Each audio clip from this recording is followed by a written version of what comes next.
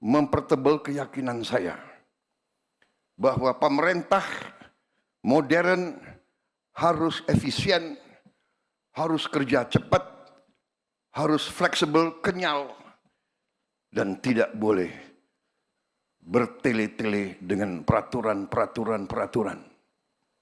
Peraturan penting untuk mengawasi, mengendalikan, dan mengamankan. Tapi peraturan yang dibuat hanya untuk mempertahankan kekuasaan sektoral dan hal-hal yang terlibat dengan vested interest, dengan kepentingan-kepentingan tertentu yang tidak semata-mata untuk kepentingan rakyat, harus kita tinggalkan. Dan saya bertekad untuk saya bekerja keras untuk mengurangi regulasi-regulasi yang tidak masuk akal. Saudara-saudara, dengan prioritas demikian, baru kita wujudkan yang akan kita wujudkan. Karena itu saya hargai Menko Infrastruktur.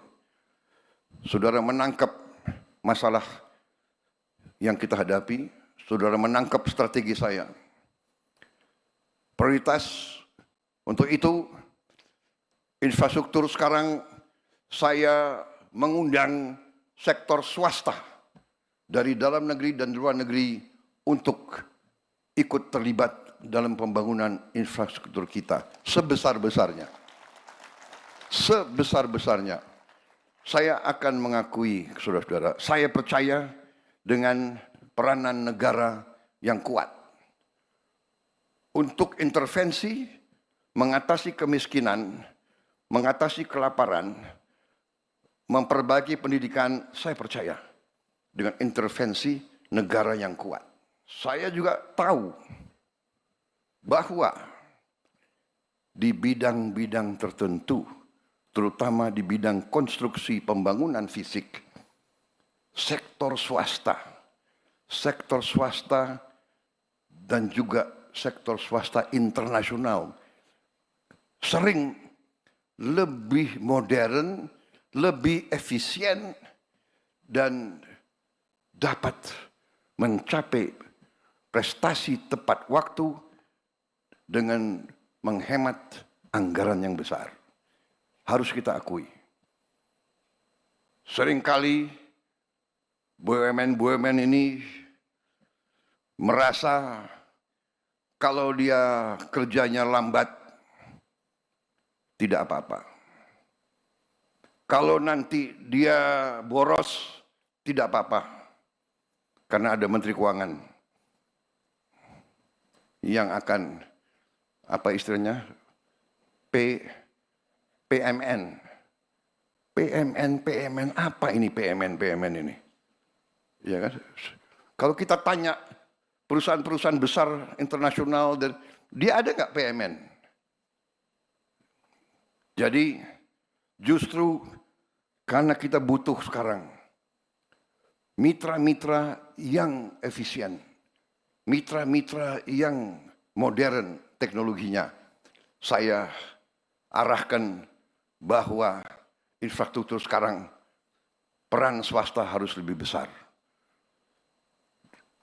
Saudara-saudara.